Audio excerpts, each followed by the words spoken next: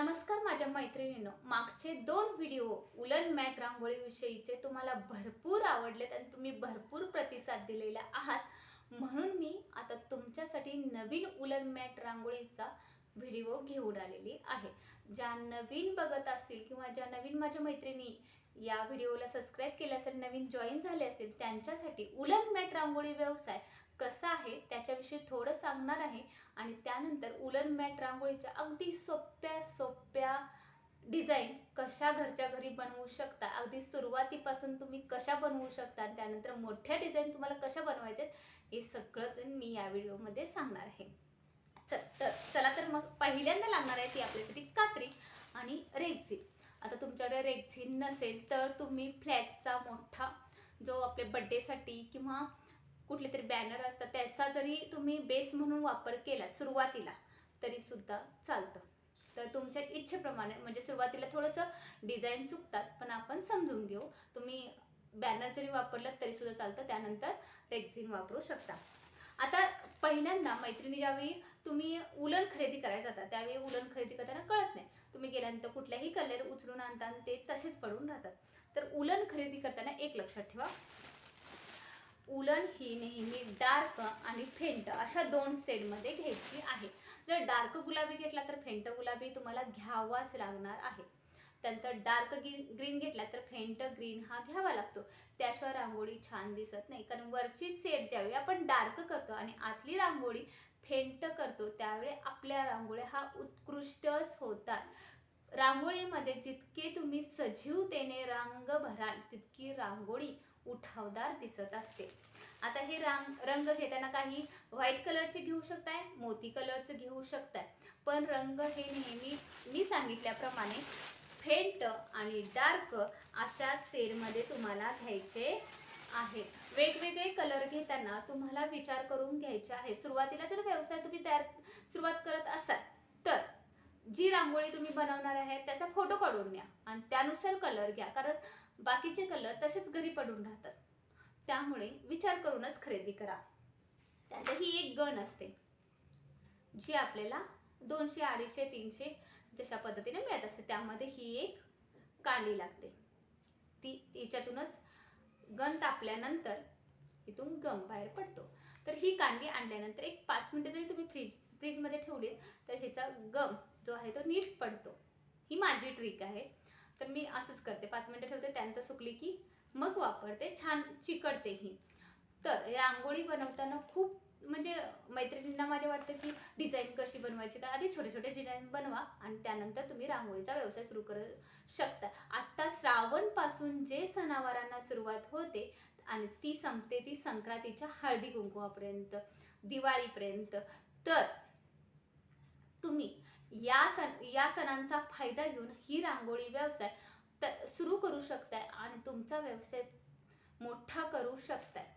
अगदी म्हणजे 15 दिवसाला आता सणवार येत आहेत, दिवाळी, दसरा, गणपती, वेगवेगळ्या रांगोळी लागतात आणि हळदी कुंकवाचा वाण म्हणूनही तुम्ही ह्या रांगोळ्या देऊ शकताय.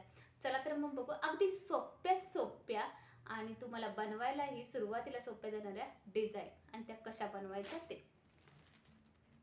स्वास्तिक मॅट बनवताना छानसा असं स्वास्तिक पहिल्यांदा पुठ्ठ्यावर काढून घ्यायचं आणि तोच पुठ्ठा जितके तुम्हाला स्वास्तिक बनवायचे आहेत त्या संपूर्ण म्हणजेच कॅनव्हासवरती किंवा तुमच्या ज्या रेक्झिन आहेत त्या रेक्झिनवरती ठेवू शकता आणि त्या साच्याने तुम्ही असं छानसं स्वास्तिक काढू शकता. आता हे एकसारखेच कमळाची फुलं येण्यासाठी पहिल्यांदा तुम्ही एखाद्या कोऱ्या कागदावरती ड्रॉ करून घ्यायचा आहे आणि तो ड्रॉ केलेला कागद कार्बनच्या साहाय्याने तुम्हाला जिथे जिथे कमळाची फुलं काढायची आहे तिथे काढून छानसा असं कमळाचे फुलंही तुम्ही काढू शकता, जे तुम्ही शुक्रवारी पूजेसाठी वापरू शकता. यानंतर आपल्या आता श्रावण महिन्यामध्ये अतिशय मस्त आणि चांगली रांगोळी म्हटली तर हीच रांगोळी आहे आणि ही खूप खपते, ही काढायलाही छान आहे. तुम्ही पहिल्यांदा कच्चा ड्रॉ काढून घ्या आणि त्यानंतर कार्बनच्या साहाय्यानं पेपरवरती किंवा रेक्झिनवरती उठवू शकता. ही फुले मी परातीच्या साहाय्याने काढली होती आणि हाफ भाग करून त्याचे काप काढले होते. आता हा जे आहे ते स्वस्तिक आहे. तुम्ही चौरंग मॅट म्हणूनही वापरू शकता किंवा दरवाजात ठेवण्यासाठी स्वस्तिक वापरू शकता. हे बनवायला अतिशय सोपं आहे. गौराईची पावले अतिशय सुंदर आणि खूप प्रमाणात ही तुमची सेलही होतील या दिवसामध्ये, कारण हे सणवाराचे दिवस आहेत आणि काढायलाही सोपे आहेत. याच्या झेरॉक्स तुम्हाला कुठल्याही झेरॉक्स सेंटरमध्ये मिळतील. हे छोटे छोटे स्वस्तिक जे दिव्यांच्या खाली ठेवण्यासाठी किंवा देवाच्या समोर तुम्ही ठेवू शकता अगदी शो म्हणून. याचाही व्हिडिओ मी माझ्या चॅनेलला अपलोड केला आहे. दसऱ्याचे हे आहे आपट्याचे पान. सरस्वती पूजन, दसऱ्याचे आपट्याचे पान या दिवसात तुम्हाला उलन मॅट रांगोळीचा व्यवसाय अतिशय चांगला दिवस आहेत. हे आत्तापासून जे सुरू होतात ते दिवाळीपर्यंत उलन मॅट रांगोळीचे खूप सारे सीझनच असतात. आता हे आहे उंबरठा पट्टी आणि स्वस्तिक. मगाशी दाखवलेले स्वस्तिक आणि हे स्वस्तिक थोडंसं वेगळं आहे, कलर मात्र चेंज केलेले आहेत. असा कॉम्बोही तुम्ही देऊ शकता. कॉम्बो खूपच छान दिसतो. अगदी खरोखरची फुले अंथरल्यासारखा हा कॉम्बो दिसत असतो. बनवायलाही सोपा. अगदी त्रिकोणी पट्टी एका साईडला ठेवत गेलं तरीसुद्धा आपला हा कॉम्बो तयार होईल. ही रंगीबेरंगी पट्टी दिसायलाही सुंदर. मधले चौकोन जे आहेत तो मी पहिला चौकोन कागदावरती कट केला आणि फक्त मधले चौकोन आखत घेतले. आपोआप डिझाईन तयार होते. रंग फक्त आपण आपल्या आवडीनुसार आणि सुसंगतच भरायचे आहेत, तरच रांगोळी छान दिसते. त्यानंतर ही बघा, त्यातलीच रांगोळी आहे, फक्त कलर चेंज केलेले आहेत. अगदी खरोखरची झेंडूची फुलं अंथरल्यासारखे हे दिसते. यालाच कॉम्बो म्हणून तुम्ही तसे स्वस्तिकही बनवू शकता. याच पद्धतीने हे स्वस्तिकचे पण उंबरठा पट्टी आहे. गुरुवारी तुम्ही वापरू शकता. गडबडीत तुम्हाला उंबरठ्याचे लेपन किंवा रांगोळी काढता नाही आली तरी ही रांगोळी तुम्ही वापरू शकता. पट्टी टाकली, कामच संपून गेलं. यानंतर दसऱ्याच्या घटस्थापनेसाठी किंवा दिवाळीसाठी ही अतिशय उत्कृष्ट आणि खूप मोठ्या प्रमाणात सेल होणारी रांगोळी म्हणजेच कलश रांगोळी. नंतर हळदी कुंकवासाठी याच पद्धतीची तुम्ही पट्टीही बनवू शकता आणि हा पट्टीचा आणि स्वस्तिकचा कॉम्बो तुम्ही सेल करू शकता. यानंतर समई मॅट, देवघरातील समई मॅट समजा किंवा पूजेसाठी ज्या समई मॅट लागणार आहे त्या सर्व समई मॅटसाठी तुम्ही ही रांगोळी वापरू शकता. आता उरलेल्या रांगोळ्या थोड्या थोड्या होत्या, त्याच्यापासून ही उलनपट्टी मी तयार केली होती रंगबिरंगी.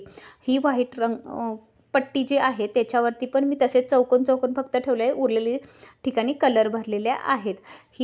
ह्याचे आपण फुलही तयार करू शकते. मगाशी दाखवल्यापर्यंत 2 तयार जोडले की फूल तयार होतं. अर्धा अर्ध केले की दोन्ही साईडला आपण ठेवू शकतो. ह्याच पद्धतीने बघा, म्हणजे 2 केले तर आपले 2 होतात, दरवाजाच्या ह्या साईडला त्या साईडला, आणि एकत्र केलं तर त्यावरती तुम्ही समई ठेवू शकता.